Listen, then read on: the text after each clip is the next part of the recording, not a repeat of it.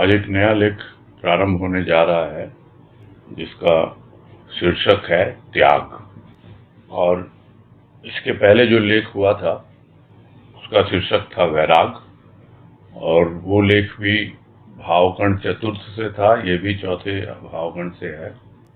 और उसमें ये बात आई थी कि वैराग के पहले त्याग आता है जीवन में। ठीक है, अनुराग वैराग लेके आता है, किंतु उसके पहले जो त्याग की भावना आती है वो क्या अनुराग के कारण आती है या प्राणी सीधे सीधे त्याग की ओर ही उन्मुख होता है, उस ओर आगे बढ़ता है। ये कई बातें हैं विचारणीय, और सबका अपना अपना जीवन है कि कौन त्याग को महत्व देता है या अनुराग को महत्व देता है। त्याग का सीधा साधा मतलब इतना सा ही है कि जो कुछ भी हम भोग कर रहे हैं, उपभोग कर रहे हैं, उसमें हमारी आसक्ति न हो और हम उसको सहर्ष छोड़ने के लिए तैयार हों। यदि हम सहर्ष छोड़ने के लिए तैयार नहीं हैं तो फिर वो त्याग नहीं कहलाएगा।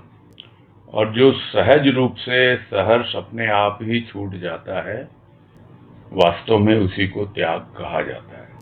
देखते हैं इस लेख में सुलोचनाबाई अर्थात मौसी जी किस ढंग से क्या बता रहे हैं त्याग के बारे में।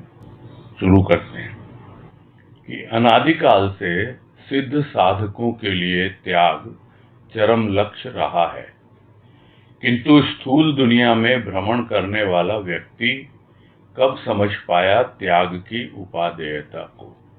वह तो रमता रहा, भ्रमता रहा, त्याग करता रहा, अपनाता रहा, फिर भी मुख्य विषय रहा त्याग। तो यह न जाने कब से चला आ रहा है, अनादिकाल से, यानी जहाँ तक लोगों की समझ है, जहाँ तक अध्यात्म के बारे में लोग सोचते हैं, समझते हैं, जो 4 युगों की बातें होती हैं, जो सतयुग से प्रारंभ होता है, तो उस युग में भी और अभी जो कलयुग कहते हैं उसमें भी, प्रत्येक काल में, प्रत्येक युग में त्याग के ऊपर सभी का ध्यान रहा है। किनका रहा है? सिद्ध का और साधकों का। साधक कौन है? साधक वो है जो साधना करता है। जो साधना करता है उसको जो साधन मिला है उस साधन के द्वारा, तो अक्सर लोग यही समझते हैं जप तप हमारा साधन है और उस साधन के द्वारा हम साधना कर रहे हैं और स्वयं साधक है। और जिस दिन वो साधक अपने साध्य तक पहुंच जाता है तब जाकर उसको कहा जाता है कि उसने सिद्ध कर लिया अपनी साधना को। तो सिद्ध वो होता है जिसकी साधना पूरी हो गई हो। तो यदि साधना पूरी हो गई तो भी यह परम लक्ष्य, चरम लक्ष्य, कुछ भी कहें, बना रहता है कि जिन सब वस्तुओं का, व्यक्तियों का, जिस किसी भी रूप में त्याग किया गया है वो पुनः मुझे आकर परेशान न करें, डिस्टर्ब न करें। तो त्याग के ऊपर हमेशा ध्यान बना रहता है कि ये आज से नहीं है, न जाने कब से है।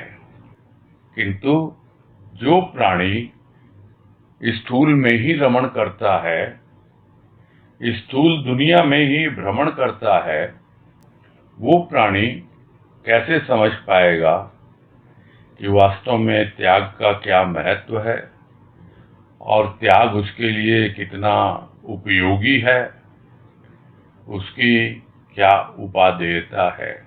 उपादेयता मतलब उसके क्या बेनिफिट्स हैं, क्या फायदे हैं, क्या लाभ मिलता है त्याग से। तो यह तो चला आ रहा है अनादिकाल से।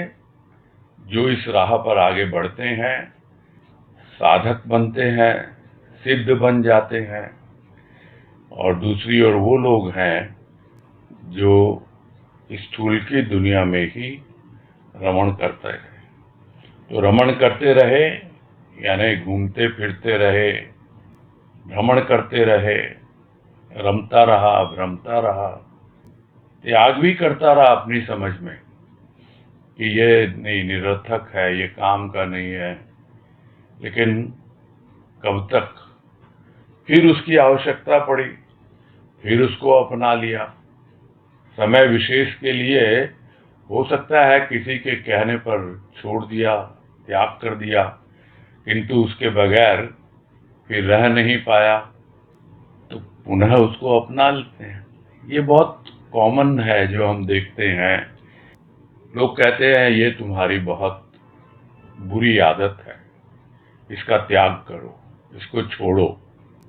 तो किसी की एडवाइस होती है, किसी का सजेशन होता है, तो हम उसको छोड़ भी देते हैं, किंतु हमारे भीतर मनोबल इतना कमजोर होता है, विल पावर बिल्कुल होती नहीं है। तो फिर जिसका त्याग किया हम फिर से उसको अपना लेते हैं, क्योंकि वो हमारी आदत में इतना ज्यादा शामिल हो चुका होता है कि हम उसके बगैर रह नहीं पाते हैं। और जब वो आ जाता है तो फिर त्याग की बातें होती हैं। तो यह चलता रहता है।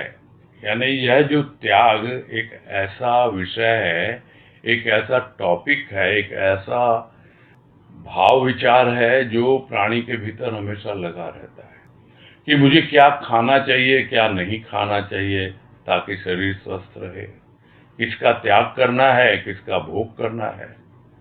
तो त्याग की बातें तो हमेशा आती ही आती हैं, चाहे वो स्थूल में रमा हुआ व्यक्ति हो, किंतु जिस त्याग की बातें सिद्ध साधक करते हैं वो त्याग कुछ अलग है, और जो स्थूल दुनिया में भ्रमण करते हैं वो स्थूल के त्याग की ही बातें ज्यादा से ज्यादा समझ पाते हैं। उनके लिए भी त्याग एक विषय है, एक ऐसा टॉपिक है जिस पे वो विचार कर सकते हैं। आगे है, कैसा त्याग कि त्याग कर भी शांति प्राप्त न कर सका। कार्य सम्मुख है, कारण अज्ञात है। सम्मुख है त्याग कार्य के रूप में।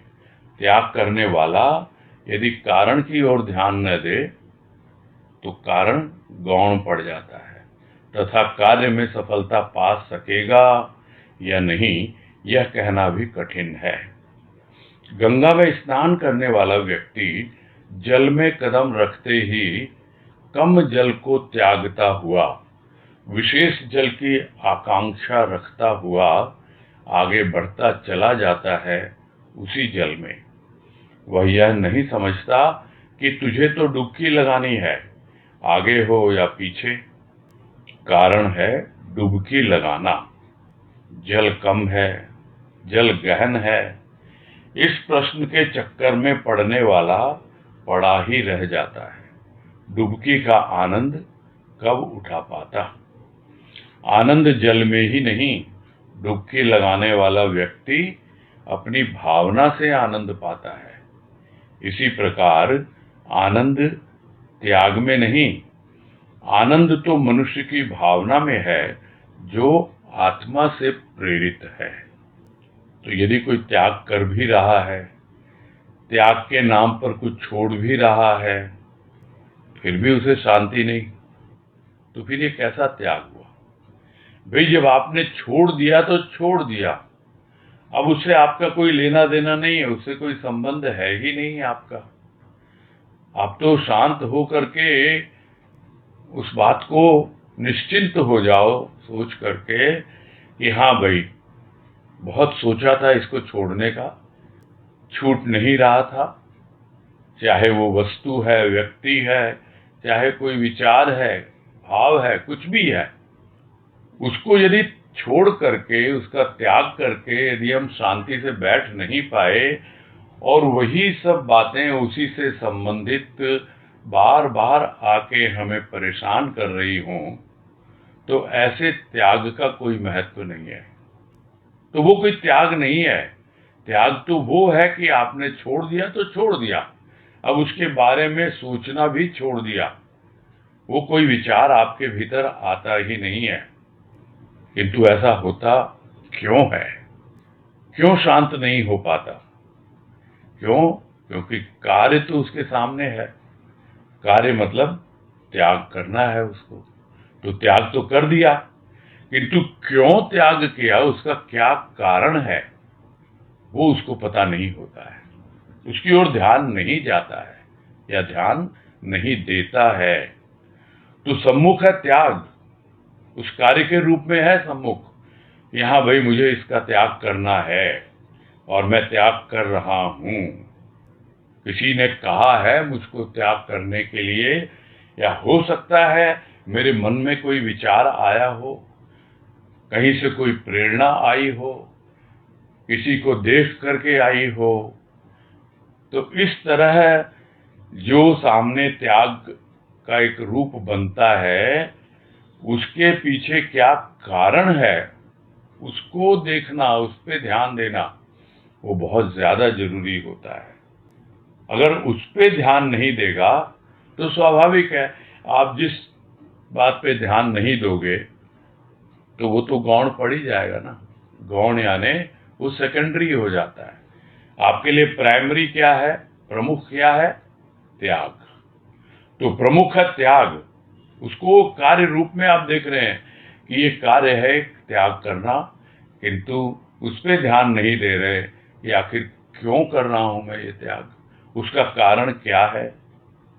तो उसकी अगर ध्यान नहीं देगा प्राणी, तो वो पीछे छूट जाएगा, बैक सीट पे चला जाता है कहते हैं जो। और यही कारण है कि कार्य में सफलता मिल भी सकती है, नहीं भी मिल सकती है। यानी त्याग करेगा, वो त्याग आपका फ्रूटफुल हो, सक्सेसफुल हो सकता है, और हो सकता है न भी हो। जब तक कारण की ओर ध्यान नहीं देता प्राणी, तब तक कार्य में सफलता मिलेगी या नहीं मिलेगी, ये कहना बड़ा कठिन है। यानी त्याग पूर्ण रूप से हो पाएगा या नहीं हो पाएगा, ये कहना कठिन है। फिर उदाहरण ले रहे हैं गंगा में स्नान करने वाले व्यक्ति का। तो जैसे ही वो व्यक्ति जल में कदम रखता है तो वो उसे बहुत अच्छा लगता है, शीतलता मिलती है। उसका उद्देश्य क्या है? उसका उद्देश्य है कि मुझे गंगा स्नान करना है, गंगा में डुबकी लगानी है। लेकिन वो जल जो उसमें पांव रखा और आगे बढ़ता चला जाता है, और आगे बढ़ता चला जाता है। कह रहे अभी तो कहाँ है, तो बहुत थोड़ा सा जल है, और जल होना चाहिए, और गहरा होना चाहिए। तो इस तरह वो जो जल जिसमें उसने कदम रखा और आगे बढ़ता चला गया, तो जिस जल में कदम रखा था वो उसको त्यागता हुआ समझता है कि जब तक जल की वो अवस्था न आए जिसकी मुझे आकांक्षा है, इच्छा है, तब तक मैं डुबकी नहीं लगाऊंगा। तो वो आगे बढ़ता ही चला जाता उस जल में। वो यह नहीं विचार करता कि उसके पीछे क्या उसका उद्देश्य है, क्या कारण है। अरे भाई तुमको तो डुबकी लगानी है ना, तो डुबकी लगाओ। जल को देख रहे हो, अरे वो तो इतने से जल में क्या डुबकी लगाऊं मैं, और आगे और आगे। तो वो अपनी समझ में त्याग किसका हुआ? उसका त्याग जल का हुआ, और जल में ही है वो, तो किस तरह का त्याग है वो? उस जल को तो त्याग दिया, फिर विशेष जल की आकांक्षा रखता है कि नहीं नहीं इतने से त्याग से नहीं होता, और आगे। अरे तुमको तो डुबकी लगाना है, तुम्हारा कार्य क्या है? डुबकी लगाना। और उसके पीछे क्या चीज है विचार ही नहीं करता। भाई जल कम है या गहरा है, वो उसी में ही चक्कर काटता रहता है। और अगर डुबकी लगाई भी उसने तो कितना आनंद, जब गहरे जल में डुबकी लगाता है तो भयभीत हो जाता है, डर जाता है, अरे कहीं मैं इस भाव में बह न जाऊं गंगा में। तो फिर गए क्यों भाई इतनी दूर, थोड़े जल में ही डुबकी लगा के थोड़ी प्रैक्टिस कर लेते हैं। इन सब चीजों पर ध्यान नहीं देता है वो, तो डुबकी का आनंद नहीं उठा पाता। तो वो आनंद है कहाँ? आनंद है उसकी भावना में, उसको डुबकी लगाने में आनंद आता है। वही उसका उद्देश्य है, जिसी वजह से वो गंगा में स्नान करने आया है। और वो लगा जल के पीछे कि कम है या गहरा है। आनंद जल में नहीं है, डुबकी लगाने वाले की जो भावना है, यानी मुझे डुबकी लगाने का आनंद लेना है, तो उसके कारण वो आनंद पाता है। चाहे जल कम हो या ज्यादा हो, उसका उद्देश्य है डुबकी लगाना, और वही उसका कारण है। उस ओर ध्यान नहीं देता वो अपनी भावना को ध्यान नहीं देता, उसी में आनंद है। जो त्याग करते हुए जल का आगे बढ़ता चला जा रहा है, बढ़ता चला जा रहा है, सोच रहा है मैं त्याग कर रहा हूं। अरे तुम आए तो हो डुबकी लगाने, तो आनंद उस त्याग में नहीं मिलता। फिर उसको, वो अपनी भावना को जब तक नहीं समझेगा, जिस भावना के कारण उसके भीतर त्याग की प्रेरणा आई। त्याग की प्रेरणा किसने दी? भीतर से आई, या किसी ने कहा। तो आनंद लेना है, और आनंद स्वाभाविक है, वो आत्मा का विषय है।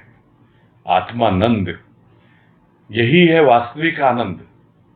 किसी के कहने से कुछ कर रहे हैं, ठीक है, यदि हमारी भावना शुद्ध है, यदि हम उसके प्रति कुछ भावना रखते हैं आज्ञा पालक के हिसाब से या भक्ति करते हुए, तो भी हमको थोड़ा बहुत आनंद आएगा। किंतु यदि वही प्रेरणा भीतर से आए त्याग की, और वो आनंद तब मिलेगा जब हम समझने लगे कि भाई ये आनंद जो है ये भीतर की गहराई से, यानी आत्मा से आ रहा है। तो आनंद तो मनुष्य की भावना में है, और वो भावना जो आत्मा से प्रेरित है, यानी आनंद की भावना सीधी आत्मा से ही प्रेरित है। तो आनंद त्याग में नहीं आता, उस भावना में है आनंद। जो भावना त्याग की आई, उसके लिए फिर स्थूल के उपादान कि कम जल है या ज्यादा जल है, ऐसा हो तब तो मैं त्याग करूं, ऐसा हो तो मैं त्याग ना करूं, मुझे तो और गहरा जल चाहिए, मैं तो और आगे जाऊंगा, तब मुझे डुबकी का आनंद आएगा। तो डुबकी का क्या आनंद आया तुमको? तुम तो देख ही नहीं रहे हो कि तुम्हारी भावना क्या है, किस लिए आए हो जल में। घबरा जाता है ना बाद में, गहरा है जल, अरे आ तो गया मैं यहाँ पर, फिर आनंद नहीं उठा पाता। तो इन सब बातों का सार क्या है इस उदाहरण से, कि कार्य में सफलता तभी मिलती है जब वो उस कारण की ओर ध्यान देता है, यानी कारण उसके लिए मुख्य है और कार्य जो है वो उसके लिए गौण है। यानी त्याग करना उसके लिए महत्वपूर्ण नहीं है, उसके जो भीतर की भावना जो उसे त्याग के लिए प्रेरित कर रही है, कि इसका उद्गम कहाँ से हुआ, आखिर मैं त्याग क्यों करना चाह रहा हूं, कौन सी भावना, कहाँ से ये प्रेरणा मुझे मिल रही है। जब तक इस पर ध्यान नहीं देगा, तब तक वो त्याग होकर भी ऊपरी तौर पे तो त्याग कहलाएगा, किंतु वास्तविक त्याग नहीं होगा। आगे है, शुष्क वृत्तियां सरसता चाहती हैं। वृक्ष की शाखा को मूल से अलग कर देने से तो उसका जीवन शुष्क हो जाएगा। मूल से उसे रस प्राप्त होता रहता है, जबकि मूल से प्रेरित है। मूल को ही भूल उससे अलग हुआ, अब कहाँ शांति, कहाँ आनंद। त्याग आनंद प्रदाता नहीं, साधन है, कठिन तपस्या है। स्थूल संसार का त्याग ही प्रधान त्यागमान साधना में तल्लीन हो जाता है। त्याग करने वाला सम्मुख पदार्थ को त्याग उनसे दूर जाता है, फिर भी रहता है इसी आकाश के नीचे, वास करता है इसी पृथ्वी पर। ये तो केवल वस्तुओं का त्याग किया साधक ने।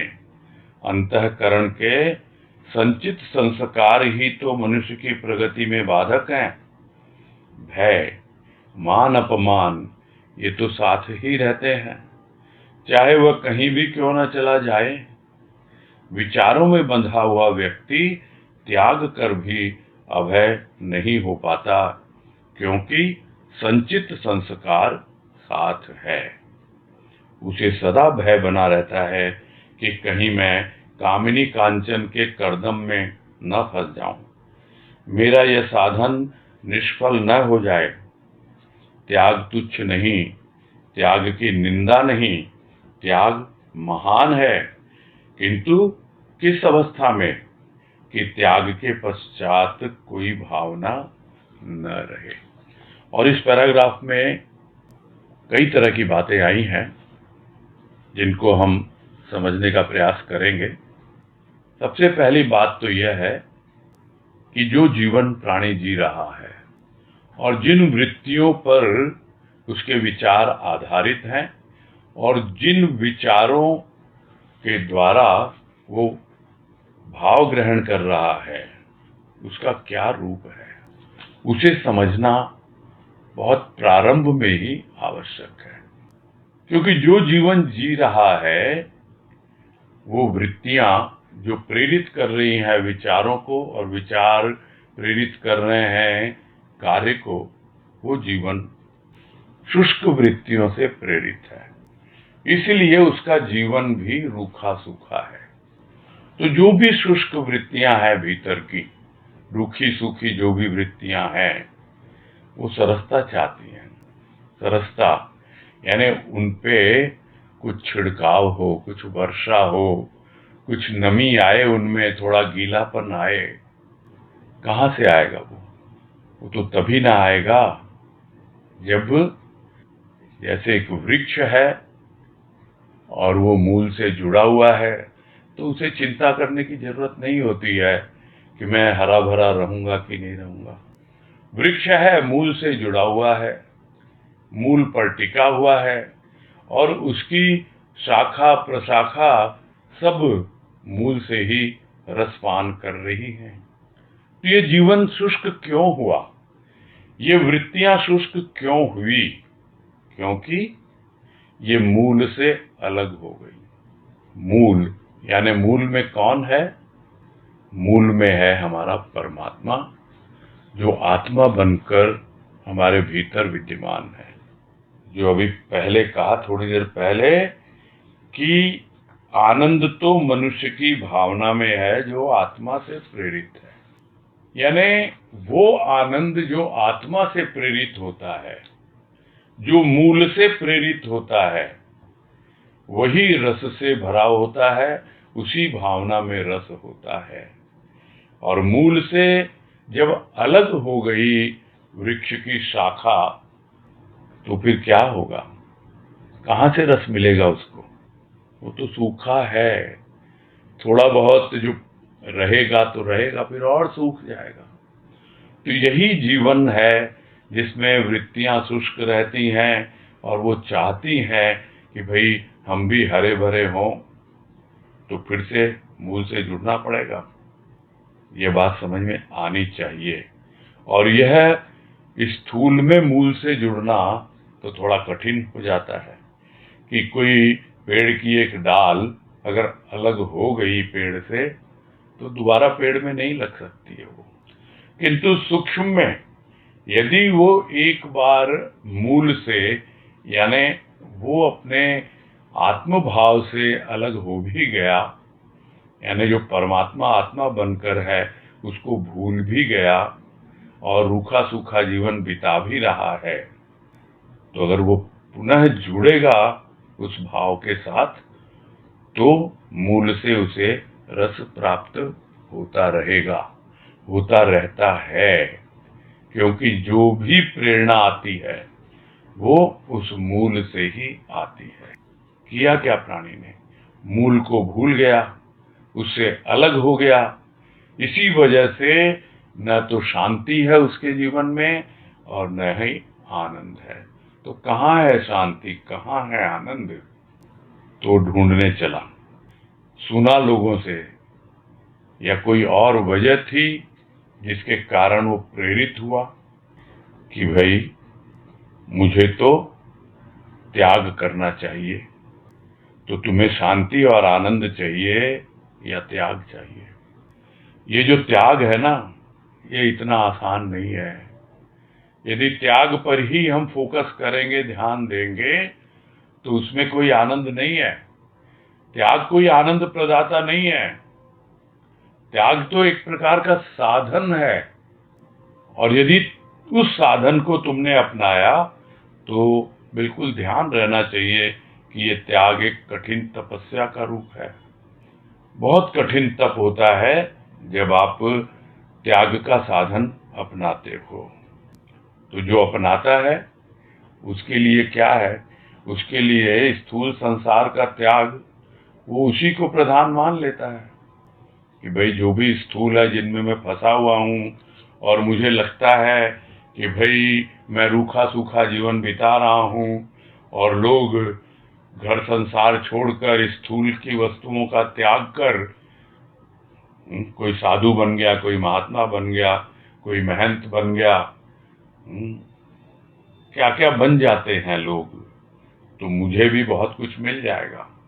तो वो स्थूल संसार का त्याग कर देता है और उसी को प्रधान मानता है और उसी साधन में लीन हो जाता है, तल्लीन हो जाता है कि बस जब तब इसी में लग जाता है। वो तो पूरा गृह त्यागी भी हो जाते हैं, बहुत आश्रम में जाके रहने लगते हैं, बहुत से जंगलों में, गुफाओं में, न जाने किन किन तरीके से वो संसार का त्याग कर लेते हैं। तो कहाँ से दूर हुए वो? क्या छोड़ा उन्होंने? किसका त्याग किया? उन पदार्थों का जो उसके सामने थे। तो उसने तो सम्मुख पदार्थ के त्याग को ही त्याग समझा। क्या उसके सामने था? जो भी थे, घर परिवार था, लोग था, जनता थी, समाज था, कुछ भी था, उसका अपना जीवन था, बड़ा रूखा सूखा लग रहा था, और रस की प्राप्ति के लिए वो निकल पड़ा, त्याग कर दिया उसका। तो उन सब पदार्थों का त्याग करके वो चला जाता है उनसे दूर, कि मैं इनसे दूर जाऊंगा तो मुझे शांति मिलेगी, मुझे आनंद मिलेगा। किंतु वो भूल जाता है कि इसी आकाश के नीचे था भाई तू, वहां पर भी और यहाँ पर भी। इसी पृथ्वी पर था तू, वहां पर भी, यहाँ पर भी। तो तुमने क्या त्याग किया? क्या अपने आप को समझते हो कि मैंने बहुत त्याग किया? अरे ये तो केवल वस्तुओं का त्याग किया है तुमने। साधक को समझना चाहिए कि यह जो त्याग है, यह सिर्फ वस्तुओं का त्याग है, अभी वैचारिक त्याग नहीं हुआ, सूक्ष्म का त्याग नहीं हुआ। यह केवल स्थूल वस्तुओं का है, व्यक्तियों का है। उससे क्या हासिल होगा? देखो अपनी ओर, अपने भीतर देखो। ये अंतःकरण के जो संस्कार हैं, जो जन्म जन्मांतर से जो तुम्हारे कर्म संचित है, उसी का तो फल है ये संचित कर्मों का फल है, जो संस्कार बन के आते हैं, जिसको प्रारब्ध भी कहा जाता है। तो ये अंतःकरण के जो भी संस्कार हैं, जो संचित हैं, कहाँ? चित्त में है, और उसी के कारण तुम्हारी जो चित्त वृत्तियां हैं वो शुष्क होती जा रही हैं। पहले भी तुमने समझा नहीं त्याग को, और अब भी समझ रहे नहीं हो कि त्याग सिर्फ ऊपर से नहीं होता, वस्तुओं का त्याग कोई त्याग नहीं होता। अंतःकरण के संचित संस्कारों को संभालो, देखो अपनी वृत्तियों को कि अरे यही तो मेरी आध्यात्मिक प्रगति में बाधक बन रहे हैं। लोग कह देते हैं हम पहले जो संग करते थे, ऐसे लोगों के साथ उठ बैठ करते थे, वो हमने छोड़ दी भाई, बहुत अच्छा किया, छोड़ दी। लेकिन अब किसकी संग कर रहे हो? अब क्या कर रहे हो तुम? अब तो सत्संग कर रहे हैं, तो सत्संग में क्या कर रहे हो? तो क्या कभी इन सब बातों पे विचार किया? अपने अंतःकरण का अवलोकन किया कि भी अगर प्रगति नहीं हो रही है, मैं चाहता हूं कि सब निरर्थक चीजें सब छूट जाएं और मैं इस पे आगे नहीं बढ़ पा रहा हूं। अपने संचित संस्कारों का अवलोकन करना है कि यही तो बाधक हो रहे हैं इसमें, प्रगति में। यह समझना बहुत जरूरी है। फिर दूसरी ओर भय रहता है, ये कर दूंगा तो क्या हो जाएगा, वो करूंगा तो क्या होगा। मान अपमान भी रहता है, लोग क्या बोलेंगे, लोग देखेंगे तो ऐसा है, अरे पहले तो ये ऐसा था, अब ये ऐसा हो गया, ये क्या बात है। तो ये सब तो रहेंगे भाई, कहीं भी रहो तुम यहां से छोड़ करके, घर बार छोड़ करके चले गए कहीं और, किसी भी जगह, किसी आश्रम में, कोई और जंगल में, गुफा में, कहीं भी चले गए, कोई ना कोई तो होगा, नहीं तो भय, मान अपमान ये तो रहेंगे ही हमेशा। जंगल में रहोगे, जंगली जानवरों का भय होगा। और भय है क्या? वास्तव में भय है क्या? कहने को तो हम कहते हैं भय का कारण है अभाव। तो अभी किसका अभाव है? अभी अभाव है उस त्याग का। जो त्याग, वास्तविक त्याग है, वो नहीं हुआ, इसलिए भय रहता है। फिर भय आता है एक और कारण से, और वो है आदत का। जिन आदतों से हम घिरे हुए हैं हमारे रोजमर्रा के जीवन में, जो हमारी लाइफ स्टाइल है, वो हम छोड़ नहीं पाते हैं, उसके कारण भय आता है। कोई अगर छोड़ने को कहता भी है उसको, तो हमको लगता है हम छोड़ देंगे तो पता नहीं क्या होगा, क्या होगा। वो होगा वाली जो बात है, वो भविष्य के लिए है, यानी अब भविष्य के लिए भयभीत है वो, कि हम छोड़ देंगे तो क्या होगा।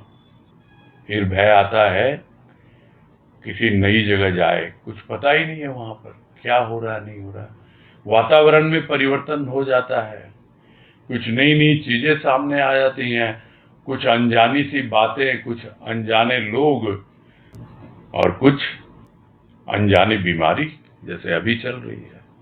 बड़ा भय आता है। देखता है आसपास क्या क्या घटनाएं हो रही हैं, वो उसको भयभीत करती हैं। भविष्य में है वो भय। अरे वर्तमान में जियो, समझो अपने आप को। भय करने से नहीं होता है, अपने आप को देखने से, सुनने से। और जो आदतें हैं, बहुत आदतें थी प्राणी को मौज मस्ती करने की, अब घर में कैद है, इसलिए भय होता है। वो आदत छूटती नहीं, फिर मौका मिलता है, फिर भागता है, थोड़ा सा अनलॉक होता है, फिर उसी तरह फिर भय आ जाएगा। ये छोड़ेगा नहीं पीछा, जब तक अपने आप को समझेगा नहीं, जानेगा नहीं। कहीं भी रहे, कहीं भी जाए, ये भय, मान अपमान, ये तो रहते ही हैं साथ में। क्यों रहते हैं? क्योंकि विचारों में बंधा हुआ है व्यक्ति। अगर त्याग कर भी दिया तो क्या त्याग किया? ये तो ऊपरी त्याग किया है, तो क्या उससे तुम अभय हो जाओगे, निर्भय हो जाओगे? तुम्हारे संस्कार, संचित संस्कार, तुम्हारा प्रारब्ध, वो तो तुम्हारे साथ है। अभी कोई है तुम्हारे जीवन में जो उसको लेने को तैयार है, या उन प्रारब्धों से तुम्हें छुटकारा दिलाने के लिए तैयार है? जो सब कुछ तुम्हारे योग क्षेम का वहन करने वाला है, कुशल मंगल, अच्छा बुरा, सब कुछ देखने वाला है, इस पे विचार नहीं करता है। वैसे को नहीं खोजता, वो तो अपने आप को बहुत कुछ समझता है कि हाँ भाई, मैं तो कठिन साधना कर सकता हूँ, कठिन तपस्या कर सकता हूँ, मैं तो ये कर सकता हूँ, वो कर सकता हूँ, और ये सब मुझे बहुत परेशान कर रहे हैं, और निकल जाता है वो तो। मैं तो बहुत थोड़े में गुजारा कर लूंगा, क्या हो गया, मुझे नहीं चाहिए ये सब इतनी। और इस तरह की भावना, और कहीं कहीं जिम्मेदारियों से भागने की भावना, ये दोनों ही चीजें होती हैं जिसकी वजह से त्याग की भावना आती है और प्राणी गृह त्यागी हो जाता है। बहुत से लोग तो समझते हैं मालूम नहीं वहां क्या होगा।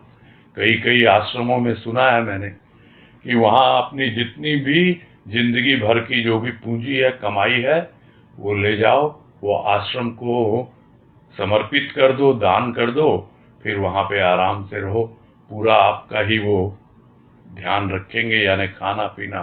हाँ, उनके नियम कायदे कानून रूल्स रेगुलेशन फॉलो करने पड़ेंगे।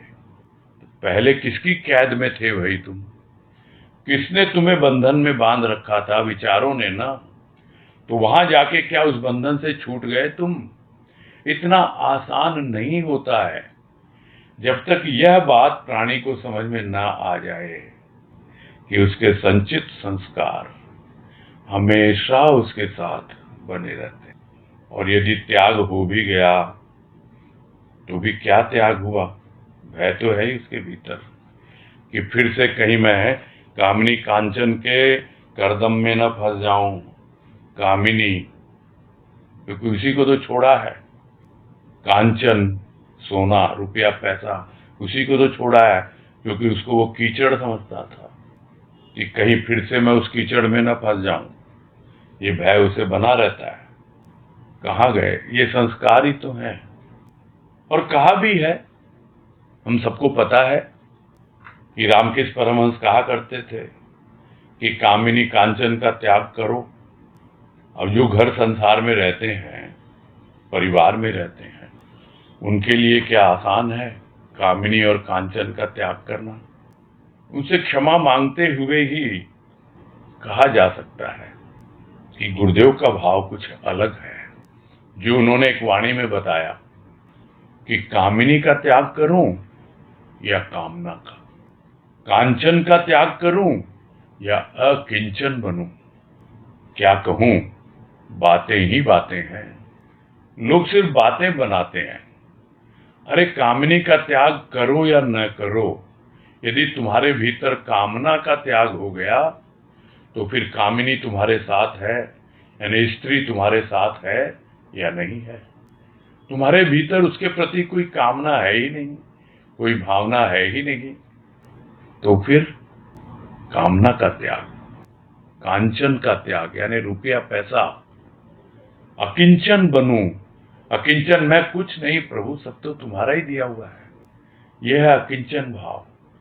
तो लोग बातें तो करते हैं कामिनी का त्याग करो, कांचन का त्याग करो, किंतु यदि कामना का त्याग हो जाए, अकिंचन बन जाए, तब समझ में आए कि त्याग होता क्या है। तो इसलिए भय बना रहता है कि कहीं फिर से उसी कामनी कांचन के कीचड़ में मैं न फंस जाऊं, और जो कुछ भी अब तक मैंने साधना की है, जो पुरुषार्थ किया, जो मेहनत की, वो सब बेकार न हो जाए। ये भय बना रहता है उसको। इसीलिए वो डर डर के जीता है, दूर भागता है कामिनी कांचन से। यहां यह नहीं कहा जा रहा कि त्याग तुच्छ है। त्याग तुच्छ नहीं है। यहां कोई त्याग की निंदा भी नहीं हो रही है। त्याग तो महान है, इसमें कोई संदेह नहीं होना चाहिए किसी को। किंतु किस अवस्था में महान होता है वो त्याग, कि त्याग के पश्चात कोई भावना न रहे। यानी त्याग दिया तो त्याग दिया। किसका त्याग किया? जो निरर्थक था। तो जब तक भीतर यह भावना ना आए कि जो निरर्थक था उसका मैंने त्याग कर दिया, तब तक वो त्याग सफल नहीं होता है, त्याग नहीं कहलाता है वो त्याग। जिसको सुना था कहीं पर कि त्याग तो ऐसा होता है जैसे प्राणी विष्ठा त्याग देता है, फिर मुड़कर भी नहीं देखता, क्योंकि वो निरर्थक है। उसको पता है कि यह तो मेरे ऊपर बोझ है, मैं तभी स्वस्थ रहूंगा जब इसका त्याग हो जाएगा। तो जो स्वस्थ रहना चाहता है वो हमेशा जानता है कि जो भी मेरी निरर्थक भावनाएं हैं उनका त्याग हो, यानी कोई भावना रहे ही नहीं त्याग की भी, ये तो अपने आप स्वतः हो रहा है, सहज हो रहा है, प्राकृतिक है। तो जिसका शरीर स्वस्थ होता है उसे सोचना ही नहीं पड़ता कि सुबह शौच को जाऊंगा तो ठीक से त्याग होगा कि नहीं, शौच ठीक से होगा कि नहीं। अपने आप ही होता है, सहज है, उसके लिए कोई भावना ही नहीं है, सोचता ही नहीं उस त्याग के बारे में। तो यह तो एक उदाहरण है समझने के लिए कि त्याग के पश्चात किसी प्रकार की कोई भावना न रहे तो कोई भी त्याग होता है वो महान हो जाता है। आगे है, त्याग के लिए वृत्तियों का दमन, मन का शमन किया। आज जिन वृत्तियों पर शासन करता है भविष्य में शायद गुलाम बनना पड़े। अरे शासन करता है तो शाह बनकर कर, शत्रु बनकर शासन करेगा तो शायद आज तेरी जय है कल पराजय भी हो सकती है। ये तेरी वृत्तियां, काम क्रोध लोभ मोह इत्यादि ही तो तेरी प्रजा है। तू शाह बनकर इनकी उपादेयता को समझकर प्रयोग करेगा तो शायद तुझे घर परिवार आदि के त्यागने की नौबत ही ना आएगी। क्या पागल है तेरा मालिक कि उसने निरर्थक संसार रचा। जो उस मालिक को याद करता है उसे वह मालिक फंसने नहीं देता संसार के भोगों में। उसे याद करने वाले की यही तो एक अवस्था विशेष रहती है कि संसार के संपूर्ण भोगों का भोग करते हुए भी उसका मन अपने प्रभु में लगा रहता है। निर्लिप्त भाव है यह भाव भी उस मालिक की कृपा से ही उसे प्रदान होता है। तो त्याग के लिए क्या क्या नहीं किया यही बता रहे हैं। वृत्तियों का दमन, मन का शमन, क्योंकि वृत्तियां तो ऐसी हैं जो पता नहीं कहां से उगाती हैं, कहां से पैदा हो जाती हैं, क्योंकि भीतर दबी हुई है, पता ही नहीं लगता। कितना भी आप अपने क्या कहते हैं उसको, बागीचे को, फुलवारी को कितना अच्छे से रख लो, ये घास फूस खर पतवार पता नहीं कहां से उगाती है और मालिक कुछ और नहीं करता, इसी का ध्यान रखता है। और ये वृत्तियां ऐसी ही हैं, पता ही नहीं लगता कहां से उगाई और किया क्या जा रहा है, उनका दमन किया जा रहा है, दबा दिया जा रहा है उन वृत्तियों को। इसलिए भाई मुझे त्याग करना है, इन वृत्तियों को संभालो, इनको मालिक की तरह उखाड़ फेंको। मालिक क्या करता है, इनको खर पतवार को, घास फूस को दबाता नहीं, कुचलता नहीं, काटता भी नहीं, उखाड़ के फेंक देता है। वही है, दमन करने से नहीं चलेगा। और मन का शमन किया, तरह तरह के विचार आ रहे हैं, चलो भाई शांत करो मन को, ऐसे विचारों से कैसे काम चलेगा। तो इस तरह त्याग को अपनाया उसने अपने जीवन में। चलो कृपा है अपने आप अपने ऊपर, आज आप सिद्ध हो गए, आपकी साधना सफल हो गई, आपका त्याग सफल हो गया और आज आप उन वृत्तियों के ऊपर शासन कर रहे हो। किंतु क्या ये शासन हमेशा के लिए है? क्या आपने पूरी तरह उस पर विजय प्राप्त कर ली है? हो सकता है भविष्य में फिर से ये वृत्तियां आप पर हावी हो जाए और आपको गुलाम बनना पड़े। ये अगर शासन कर ही रहे हो तो शाह बनकर करो ना, शत्रु बनकर क्यों कर रहे हो? क्यों समझ रखा है इन वृत्तियों को, इन रिपुओं को कह रहे हो, रिपू कह रहे हो, काम क्रोध लोभ मोह। इन्हीं वृत्तियों से तो बचना चाहते थे, इन्हीं का तो त्याग किया है तुमने। किंतु त्याग करके भी ये तो दबा दी गई हैं। क्या कोई त्याग हो सकता है? और इसीलिए लोग इनको नाम दे देते हैं रिपू। रिपू यानी शत्रु। तो शत्रु है तुम्हारी, और शत्रु समझकर तुम अगर शासन कर रहे हो तो हो सकता है आज तुम्हारे जो अलग दूसरे विचार हैं जो तुम्हारे गुलाम हैं, जो तुम्हारी चापलूसी करते हैं, चमचागिरी करते हैं, वो तुम्हारी जय जयकार करें। हाँ भाई, शासक हो तो ऐसा हो, ऐसा वैसा, कितनी तारीफें उनके पुल बांधते रहेंगे। और ये चाटुकार भरे रहते हैं।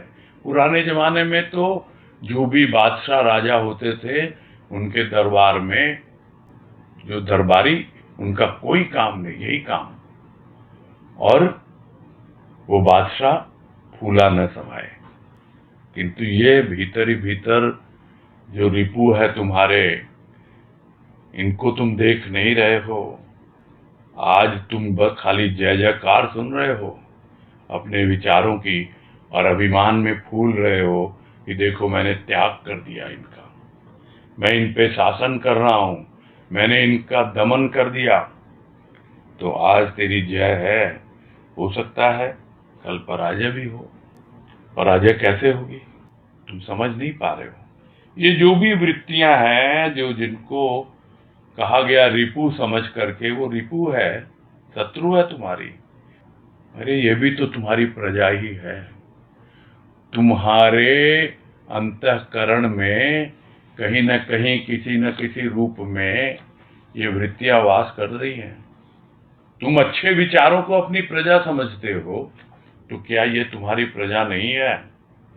तो प्रजा है तो सबको बराबर की दृष्टि से देखो, समझो। क्यों इनको शत्रु समझ रखा है? समझो, साहब बनकर समझो कि ऐसा नहीं है कि ये सब के सब बेकार हैं, यूजलेस हैं। और इनकी क्या उपादेयता है, ये सब बातें कई बार हम लोगों ने इस चर्चा में ली है, इसलिए अभी दोबारा नहीं लेंगे।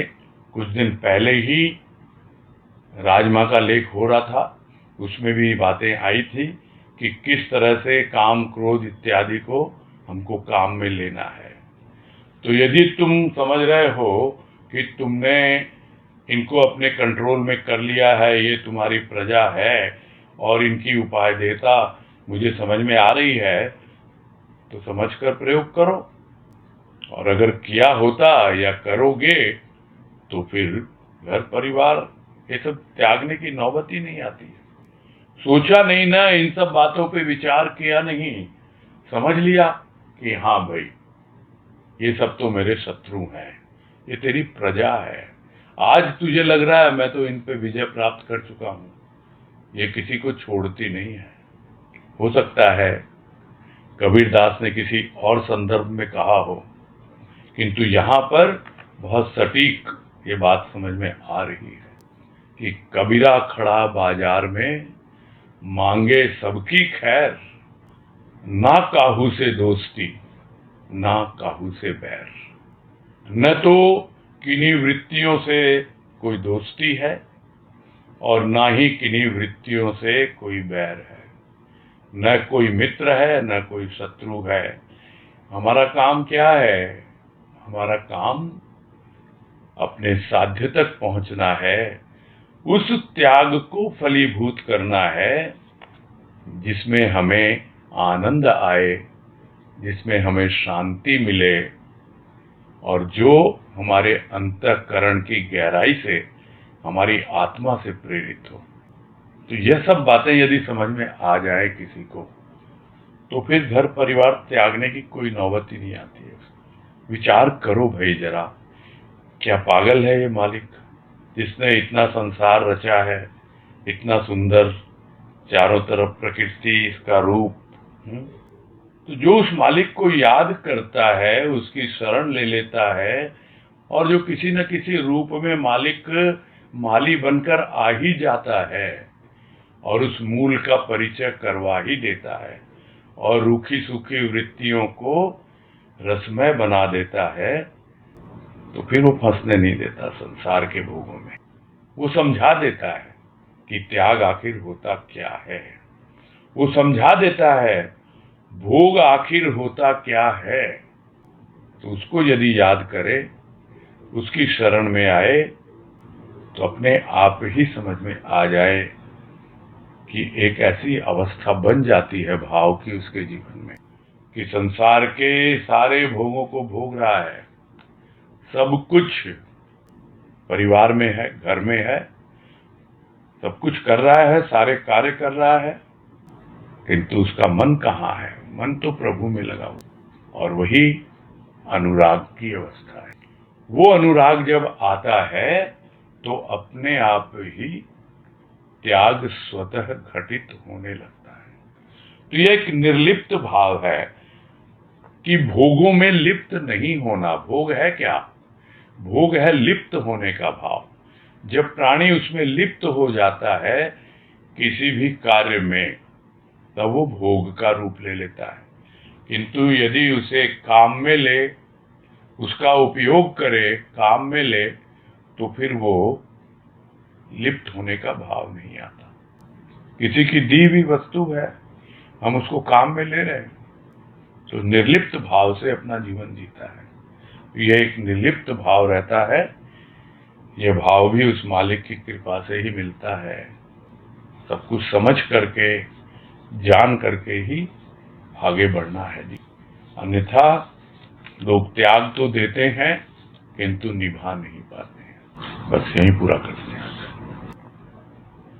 पूनम अग्रवाल, आपकी आवाज थोड़ी धीरे आ रही है, थोड़ा माइक्रोफोन के नजदीक। हरिओम भैया। हाँ, हरिओम हरिओम। अभी आ रही है आवाज भैया? हाँ, अभी आ रही है। तो आप अपना परिचय दीजिए। पिछली बार भी तो हम पहचान नहीं पाए थे ना। पिछली बार भी मैं नहीं थी, दूसरी मैं वही ये तो बॉम्बे वाली है ना? बॉम्बे वाली है क्या? तो आवाज से पता चल रहा है। ओहो, तो स्वाभाविक है, नाम एक ही होता है तो। हाँ, बोलिए बोलिए। भैया, इसमें जो गंगा वाला भाव आया, हाँ, कि हम थोड़े से पानी में नहीं डूबना चाहते हैं, आगे आगे जाना चाहते हैं, तो इसको हम अपने भाव इच्छा से कैसे लेंगे इस बात को आध्यात्मिक रूप से, कि जैसे हमको छोटे छोटे भाव मिलते हैं, हमको उसमें डूबना चाहिए, भाव आ रहा है क्या ये? हाँ जी, यही है मतलब। तो ये आपका उद्देश्य क्या है? आपका उद्देश्य है डुबकी लगाना, और डुबकी लगा के आनंद उठाना। हाँ। ये है उसका कारण, जिस कारण आप उस गंगा में उतरे हो। बस डुबकी लगाओ, आनंद उठाओ, हो गया आपका काम पूरा। आप और गहरे और गहरे, तो जब तक तैरना नहीं सीख लो तब तक आगे जाओ मत, नहीं तो भय लगेगा। यही है बात। ठीक है ना? हाँ, ठीक है भैया। हाँ, सुभाष पोदार। हरिओम भैया। हाँ, हरिओम, बोलिए। हरिओम भैया। हाँ, हरिओम हरिओम। भैया, ये निर्लिप्त भाव, हाँ, आपने निर्लिप्त भाव के बारे में बताया भैया, उसको थोड़ा सा और डिटेल करिए ना। निर्लिप्त मतलब लिप्त नहीं होना। अब हम भोजन कर रहे हैं, भोजन बड़ा स्वादिष्ट लग रहा है हमको। कुछ लोगों की आदत हो जाती है कि बस वही वही वही, और खाते वक्त फिर ध्यान ही नहीं देते। इतने ज़्यादा, जिसको साधारण भाषा में बोलते हैं, चटोरे हो जाते हैं कि बस वो उसको वही वही चाहिए। ये है भोग। एक उदाहरण से समझना है। वो उसमें बार बार उसी में ध्यान जाएगा, बार बार उसी चीज़ों में लिप्त होगा वो, और लिप्त भी ऐसा कि बाकी सब कुछ भूल जाएगा, अपनी हेल्थ के बारे में और दूसरी चीज़ों के बारे में। ये एक छोटे से उदाहरण से समझना है। भोग यही होता है। जो निर्लिप्त भाव से भोग करता है, यानी उसका वो काम मिलेगा। भोजन करना है, किया, जो उचित है वो किया, जो अच्छा लगता है वो किया, लेकिन उसके स्वाद में पूरी तरह से अपने आप को झोंक दिया, ये नहीं। जितना आवश्यक है उतना। बहुत बार होता है, आपने भी देखा होगा कि बोला आज तो सब्जी बड़ी स्वादिष्ट बनी है। हाँ, तो रोज खाते हैं 2 रोटी, तो खाली उस दिन 4 रोटी। सब्जी बहुत स्वादिष्ट है, बहुत स्वादिष्ट।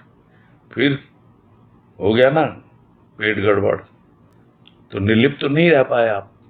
स्वादिष्ट है, स्वाद लिया आपने, हो गया। ये निर्लिप्त भाव से जब भोगते हैं हम, तो हम उसको काम में लेंगे, जो कुछ करना है उतना करेंगे, और फिर अपने आप को वहाँ से विड्रॉ कर लेंगे, यानी अपने जो भी भाव हैं उनको हम बाहर निकाल लेंगे। फिर नहीं, हो गया बस जितना उसमें हमको लगना था। ये है निर्लिप्त भाव।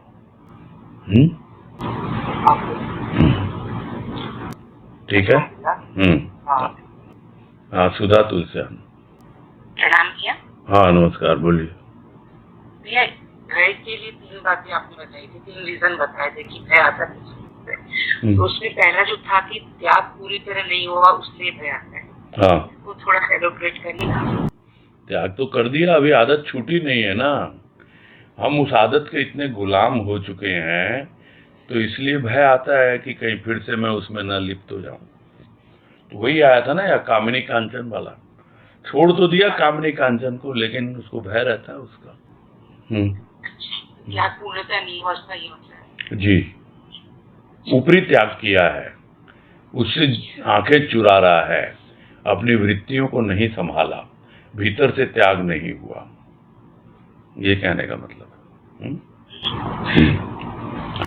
ठीक है। झटका नहीं हुआ। और हाँ, हरिओम हरिओम। नहीं, समय हो गया ना, कोई बात नहीं। ठीक है, ठीक है, पूरा करते हैं।